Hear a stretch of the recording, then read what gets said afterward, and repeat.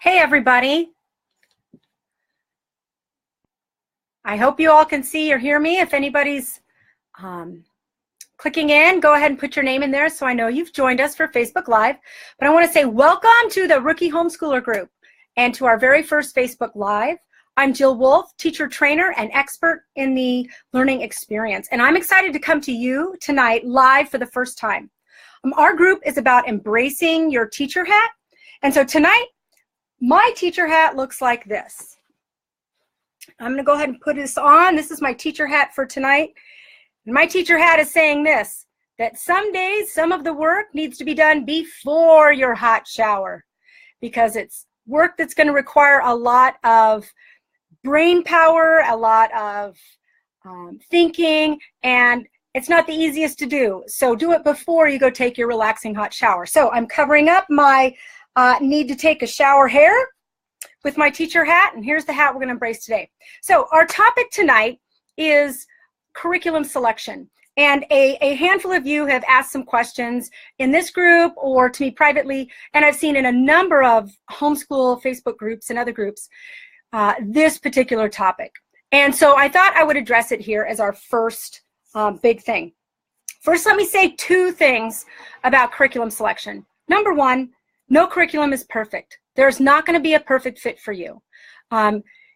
Just so you know, curriculum designers and manufacturers are making it, it's a business, and so they're making it for thousands of kids, not one. So your one child, your one family is not going to have a perfect fit with any of them. So take that off the table. We're looking for a better curriculum. We're looking for the best curriculum for your family, but we're not going to find a perfect one. So that's first thing. Second, you're not married to your curriculum. So as much as you may like or not like something, you don't have to stay with it. You don't have to love it. Okay? So you can get one and realize, it's good enough. We'll tweak it. We'll work with it and revisit this next year. Or you might look at it and go, oh my gosh, this is not going to work for us. Once we're knee deep, it's not what we need. And so you set it aside and you regroup and you consider some options, which we'll talk about at the end. But I just want to take off the table that you're not going to find a perfect fit and you're not married to it, okay? So with that, let's talk about curriculum selection. And I imagine that you're doing these things when you go to select your curriculum. Number one, you're asking for recommendations. You know, you're new to this. You're like, I don't know anything about curriculum, and I don't know which one to choose. So I'm going to ask my friends, some of my homeschool friends, a Facebook group, my next door neighbor who's homeschooled. What are you using? Do you like it, and why? 3 good questions. Okay, so that's probably the first thing you're doing. The second thing you're probably doing is going with whatever curriculum your educational partner is using. So for example, you chose to go with a co-op and or some classes over here offered by an organization that you like. And they're using this curriculum, so you choose to use it at home. They say, we're going to use this on days A, B, so you use it for the last 3, CDE, and plan your lessons from this. And 3, I imagine that you may be selecting based on cost. Sometimes homeschooling costs can get high, so curriculum is one of those where you go, you know, I'm going to go with as many free things and cheap things as I can. And there's nothing wrong with considering freebies and recommendations. However, here's what's not working for you with that way of thinking right now. Here's why it's not working. Number one, a personal recommendation from somebody else is for their family and their child. And that may not be your family and your child. There are unique things to every learner, to every family, a unique experience at each child. If they're coming out of public school or private school into homeschooling, there's unique things that they have struggled with or strengths they have. So a recommendation from a friend, it may really be working for them. And their recommendation is very sincere and authentic, but you get it and it is just not right for you or your child.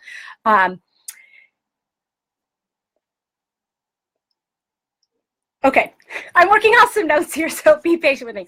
So yeah, so number one, they're based on somebody else's values and their child's needs and their learning goals. It's not based on yours, it's based on theirs. And that's where they're giving you their recommendation from. Secondly, the co-op that you're working with, they selected their curriculum based on teacher preference and the school's values. So if you're partnering with a local private school, or you're working with a charter or a set of classes from some organization, they pick their curriculum, again, based on the teacher's preference and the school's values, not your values and not your child's needs, based on theirs. So that's another reason why this may not be working for you as at home as well as you want it to.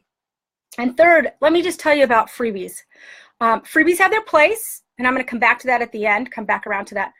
But doing your whole curriculum or big chunks of it through freebies is like this. Here's a little analogy for you.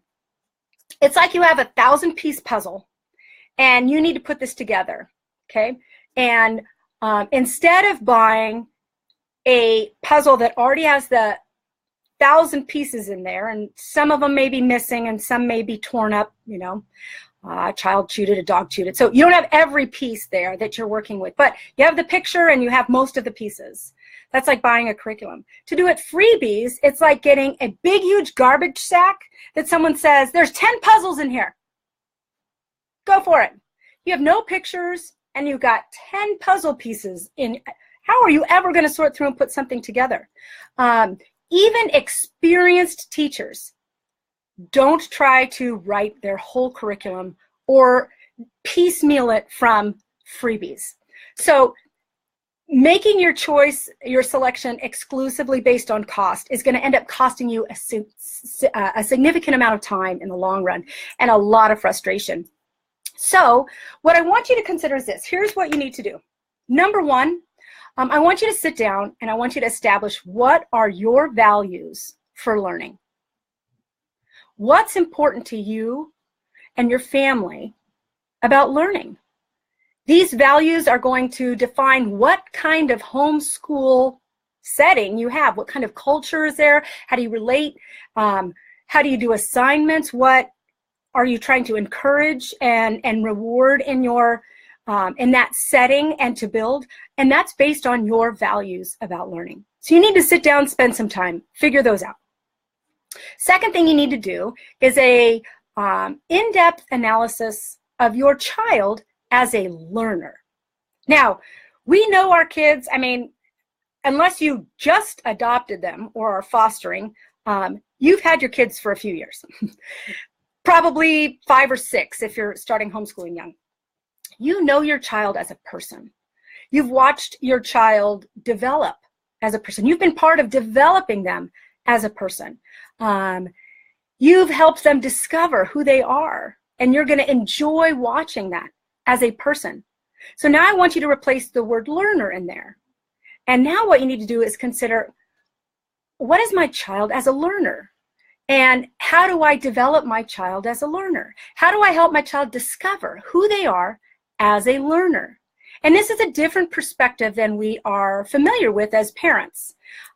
Teachers think this way. They think about this is a group of learners and what kinds of things do they need to learn, and they make their decision. Now they have a big classroom full of students. You have 1, 2, but you still want to think about this child as a learner.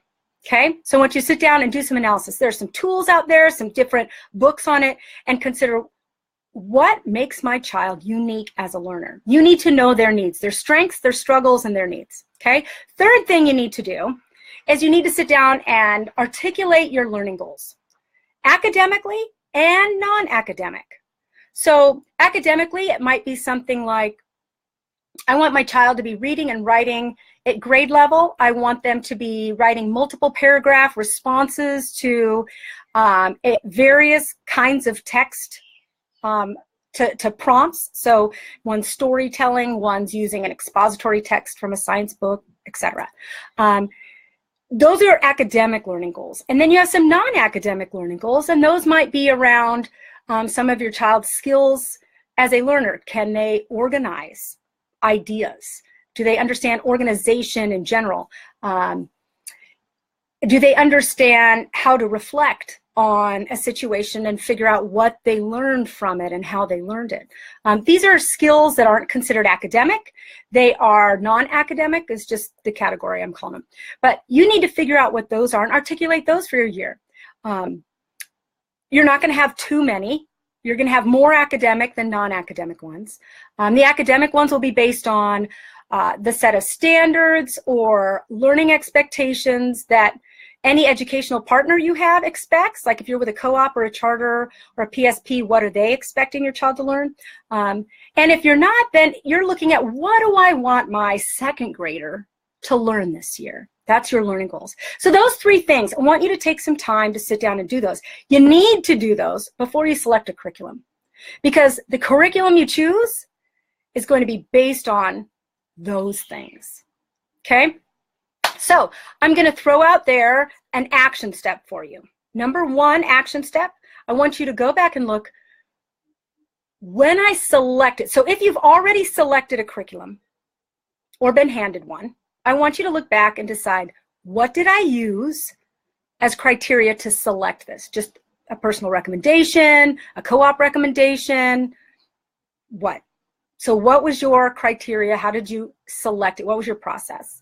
If you haven't selected yet, I want you to look at, what are you currently doing to select?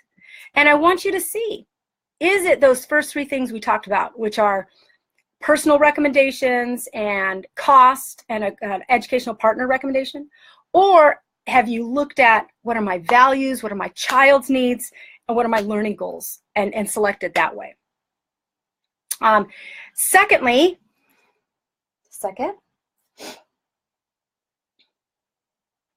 I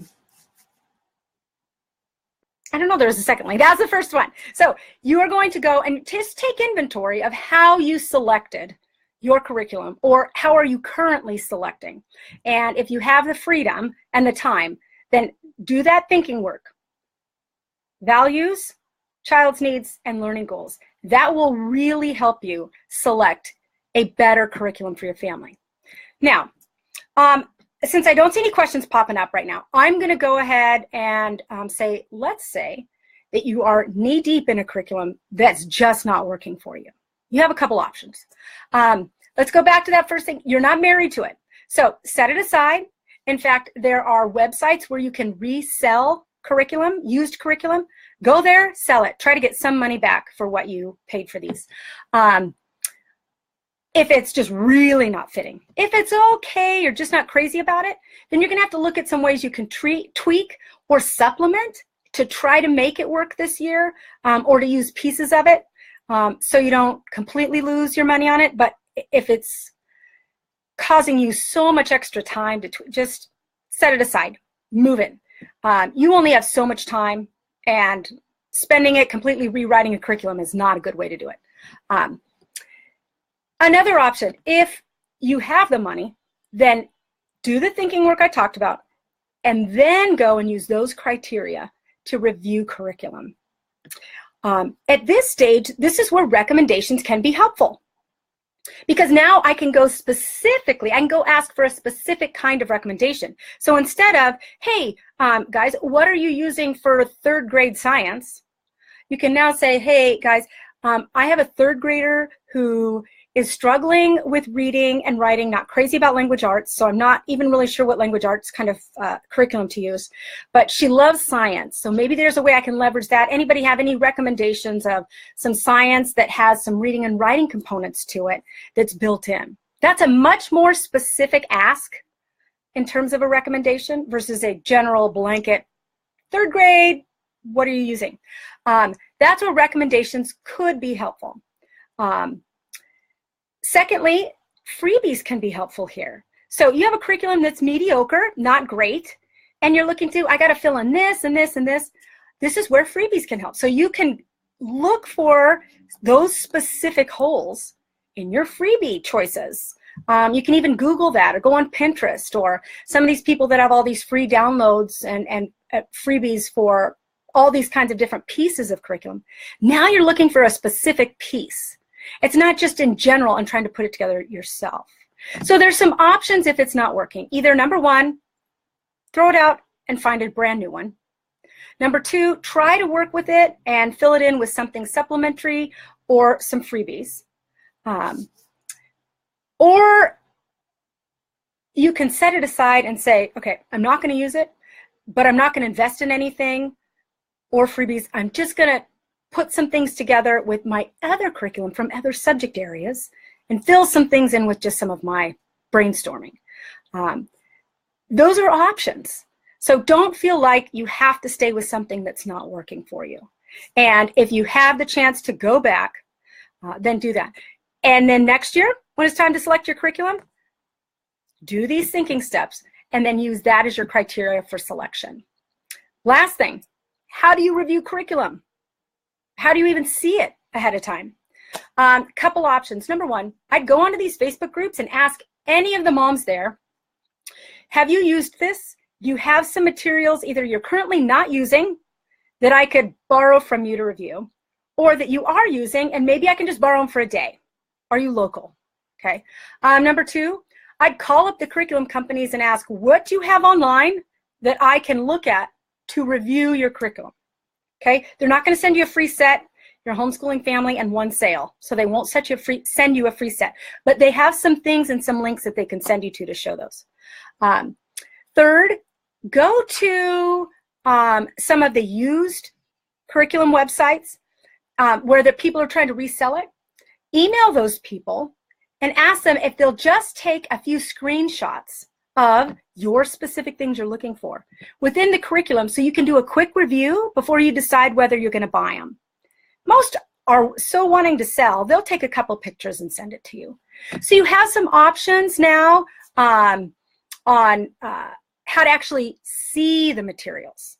So, quick review. Number one, your thinking's in the right place. Recommendations, freebies, they have their place, but they're not working right now for you because those are all based on somebody else's criteria for what's a good curriculum, not what you need, what your child needs, your learning goals and your values. So take the time, that's what you need to do, take the time to do that thinking work. Then either go back and look at curriculum through those new lens by trying to see it and get your hands in it as much as possible. Or work with what you've got this year and use this process when it comes time to review curriculum for another year. I know this can be a difficult process. I've actually gone through this with a number of individuals from I'm choosing this for my one child all the way to I'm choosing this for a district of 100,000. And it comes down to figuring out what your criteria are. What are the things that are most important to you that should be in that curriculum? And you guys need to do the thinking of what you want, what you need before you're looking at them or considering them. Okay? All right, if you have any questions, I'm going to open this up in my Facebook group, Rookie Homeschoolers, and let you ask questions and we'll engage. I'm very excited to talk to you about this. I think it's the beginning of either a very frustrating year or a year of some promise. Again, no curriculum's perfect. You're going to have to work with it, but a really bad one that really doesn't align with you or your child can just feel like, I want to quit. And I don't want you to quit. I think you've made such a great choice. And for you and your child, I really want to help. So have a great night or afternoon or morning or whenever you're watching this. Thank you so much for giving me your time. And let me know your questions and your issues from here. Okay? Take care. Bye-bye.